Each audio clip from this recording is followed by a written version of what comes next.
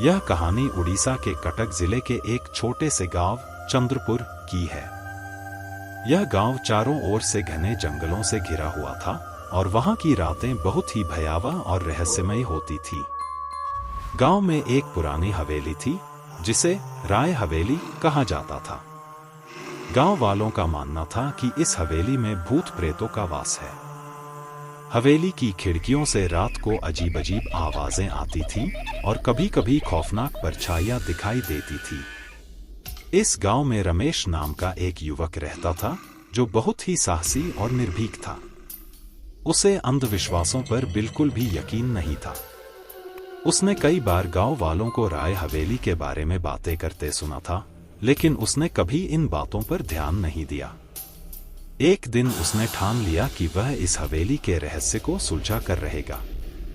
एक रात जब पूरा गांव सो रहा था, रमेश ने अकेले हवेली में जाने का फैसला किया। वह एक टॉर्च और कुछ धार्मिक चीजें साथ लेकर हवेली की ओर चल पड़ा। हवेली के पास पहुंचते ही उसे एक अजीब सी ठंडी हवा का एहसास हुआ, लेकिन उसने अपने कदम पीछे नहीं खींचे। जैसे ही वह हवेली के अंदर प्रवेश किया, उसे हर ओर धूल और मकड़ी के जाले दिखाई दिए। हवेली के अंदर का माहौल बहुत ही डरावना था।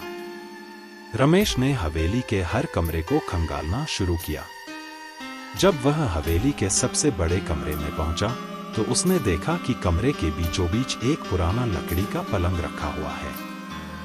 पलंग के पास एक पुरानी तस्वीर थी जिसमें एक खूबसूरत औरत और उसके साथ एक आदमी की तस्वीर थी।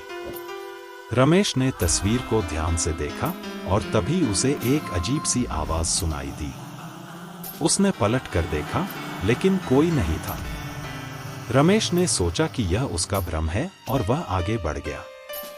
जैसे ही वह अगली सीढ़ी की ओर बढ़ा, उसे फिर से वही आवाज सुनाई दी। इस बार आवाज और भी स्पष्ट थी। रमेश ने टॉर्च की रोशनी से चारों ओर देखा तो उसे एक साया दिखाई दिया। साया धीरे धीरे उसके पास आने लगा। रमेश के शरीर में सिहरन दौड़ गई, लेकिन उसने हिम्मत नहीं हारी। उसने अपने धार्मिक चीजों को सामने रखा और प्रार्थना करने लगा। साया अचानक रुक गया और उसकी हंसी की आवाज से पूरा कमरा गूंज उठा। रमेश ने देखा कि वह साया उसी औरत का था जिसकी तस्वीर उसने पलंग के पास देखी थी। औरत ने रमेश से कहा, तुम यहाँ क्यों आए हो? रमेश ने जवाब दिया, मैं इस हवेली के रहस्य को सुलझाने आया हूँ। औरत ने कहा, यहाँ से चले जाओ, यह जगह तुम्हारे लिए नहीं है। लेकिन रमेश ने हार नहीं मानी और औरत से उसके बारे में जानना चाहा। औरत ने रमेश को अपनी पूरी कहानी सुनाई। उसने बताया कि वह और उसका पति इस हवेली के मालिक थे। एक रात कुछ चोरों ने हवेली पर हमला किया और उसके पति को मार डाला। औरत ने बदला लेने की ठानी और चोरों को मारकर खुद भी आत्महत्या कर ली। तभी से उनकी आत्माएं इस हवेली में भटक रही हैं। रमेश ने औरत की आत्मा से प्रार्थना की और उसे मुक्ति दिलाने की कोशिश की। उसकी प्रार्थनाओं का असर हुआ और औरत की आत्मा ने उसे धन्यवाद दिया और हवेली छोड़कर चली गई। अगले दिन जब रमेश गांव वापस आया, तो उसने गांव वालों को सारी कहानी सुनाई। गांव वाले उसकी बहादुरी की सराहना करते हुए खुश हुए और हवेली को पूरी तरह साफ कर वहां एक मंदिर बनवाया।